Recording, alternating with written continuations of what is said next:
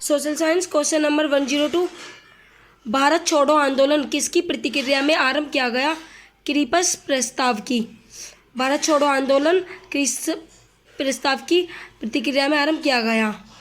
Question number 103। किस कृषक विद्रोह के नेताओं ने यह नारा दिया कि हम महारानी और सिर्फ महारानी की रियायत होना चाहते हैं? पावना विद्रोह ने। जिस काल का कोई लिखित विवरण उपलब्ध नहीं हो कहा जाता है प्रागैतिहासिक काल।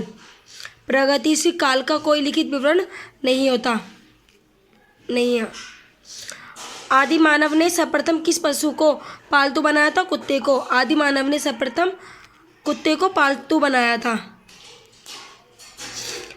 Question number 106। आधुनिक होमोसेपियंस मानव का उद्भव किस काल में हुआ? उच्च पुरापाषाण काल में। आधुनिक होमोसेपियंस मानव का उद्भव किस काल में हुआ था? उच्च पुरापाषाण काल में। मानव ने आग का प्रयोग किस काल में किया? नवपाषाण काल में। मानव ने आग का प्रयोग नवपाषाण काल में किया था। मानव ने सर्वप्रथम किस धातु का प्रयोग किया? तांबे का। मानव ने सबसे पहले तांबे का प्रयोग किया था। प्रागैतिहासिक काल के अंतर्गत किन संस्कृतियों को रखा जाता है? पाषाण को। प्रागैतिहासिक काल के अंतर्गत किन संस्कृतियों को रखा जाता है? पाषाण को। मानव द्वारा उपयोग में लाई गई पहली फसल थी गेहूं। मानव द्वारा जो उपयोग में लाई गई थी फसल वो गेहूं थी। मानव खाद्य पदार्थ का उत्पादक एवं उपभोक्ता कब बना? नवपाषाण काल में। मानव खाद्य पदार्थों का उत्पादक एवं उपभोक्ता कब बना था? नवपाषाण काल में। Question number 112।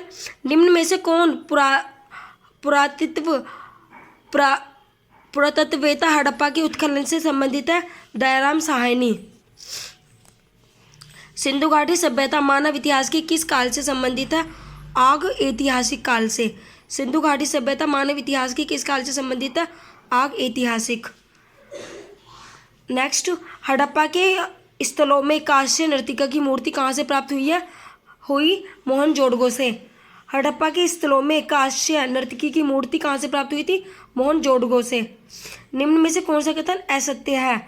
सिंधु घाटी सभ्यता से गाय अंकित मोहरें कम संख्या में प्राप्त हुई, ये असत्य है। कालीबंगा से जुते खेत का साक्ष्य मिला, ये सही है। सिंधु घाटी की लिपि की सूचना मोहरों से प्राप्त हुई, ये भी सही है। सुर को कोतड़ा से घोड़े के अवशेष प्राप्त हुए, ये भी सही है। पिरसित पशुपति की मोहर कहाँ से मिलती है? मोहनजोदड़ो से। पिरसित पशुपति की मोहर कहाँ से मिलती है? मोहनजोदड़ो से। सिंधु सभ्यता में गोदीवाड़ा का साक्ष्य कहाँ से मिला है? लोथल से। सिंधु सभ्यता में गोदीवाड़ा का साक्ष्य कहाँ से मिला है? लोथल से। सिंधु सभ्यता में विशाल अन्नागार कहाँ से प्राप्त हुआ है? मोहनजोदड़ो से। सिंधु सभ्यता में विशाल अन्नागार कहाँ से प्राप्त हुआ? मोहनजोदड़ो से।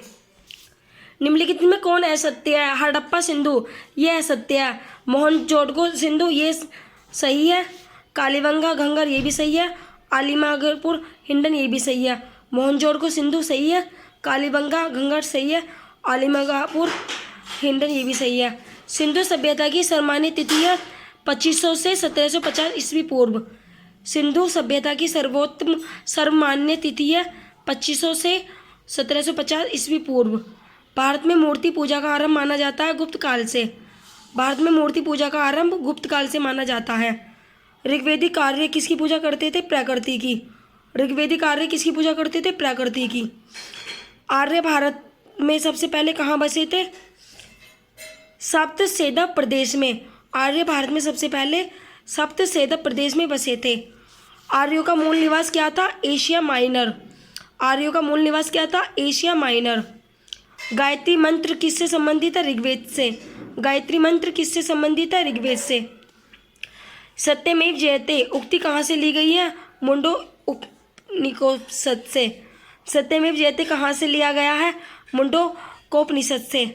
ऋग्वेद का नवा मंडल निम्न में से किस एक को समर्पित सूक्तों का संग्रह है? सोम का। ऋग्वेद का नवा मंडल निम्न में से किस एक को समर्पित सूक्तों का संग्रह है? सोम को। निम्न में प्राचीनतम वेद कौन सा है? ऋग्वेद। सबसे प्राचीन वेद है ऋग्वेद। उत्तर वैदिक काल में इंद्र का स्थान किस देवता को मिला है? प्रजापति को। उत्तर वैदिक काल में इंद्र का स्थान जिस देवता को मिला है वो थे प्रजापति। निम्न में कौन सा असत्य है कि उत्तर वैदिक काल में स्त्रियों को सभा में प्रवेश की अनुमति थी, जबकि ऋग्वैदिक काल में ऐसा नहीं था? यह असत्य है। उत्तर वैदिक काल तक समाज कष्ट रूप से 4 वर्गों में विभाजित हो गया था। ये सत्य है। उत्तर वैदिक काल में गोत्र प्रथा का प्रचलन शुरू हुआ था। ये सत्य है। भारत में लोहे के उपयोग का पहला साक्ष्य उत्तर प्रदेश के अंतर जिखेड़ा 800 ईस्वी से मिला। ये सही है। असत्य को चुनिए। सतुद्री स्वात, यह असत्य है। वित्त सत्ता झेलम, इसमें नदियों के नाम दिए हुए और उनके आधुनिक नाम दिए हैं। वितस्था झेलम का प्राचीन नाम है। परुषणी रावी नदी का प्राचीन नाम है। बिपाशा व्यास नदी का प्राचीन नाम है। विशिष्टा झेलम नदी का प्राचीन नाम है। परुषणी रावी नदी का प्राचीन नाम है और बिपाशा व्यास नदी का। किस वेद की रचना गद एवं पद दोनों में की गई है? सामवेद की। सामवेद की रचना गद और पद दोनों में की गई है। निम्न में से कौन सही सम्मिलित नहीं है? चेदी पोटली, ये सम्मिलित नहीं है। कुरु इंद्रप्रस्थ, ये सम्मिलित है। मगध गिरिब्रज, ये भी सम्मिलित है। मल्ल कुशावती, ये भी। यहाँ महाजनपद दिए हुए हैं, राजधानी। कुरु की कौन सी है? इंद्रप्रस्थ। मगध की गिरिब्रज और मल्ल की कुशावती। पाटलिपुत्र नगर का संस्थापक कौन था? बिंबिसार। बिंबिसार पाटलिपुत्र नगर का संस्थापक था। किस शासक की उपाधि कुणिक थी? अजातशत्रु की। अजातशत्रु शासक की उपाधि कुणिक थी। सिकंदर के समय मगध पर किसका शासन था? घनानंद का। सिकंदर के समय मगध पर किसका शासन था? घनानंद का। कालाशोक की राजधानी थी पाटलिपुत्र। कालाशोक की राजधानी कौन सी थी? पाटलिपुत्र। निम्न में से किसे सर्वस्त्रात्मक अर्थात क्षत्रियों का नाश करने वाला कहा गया है? महापद नंद को। निम्न में से किसे सर्वत्रात्मक अर्थात क्षत्रियों का नाश करने वाला कहा गया है?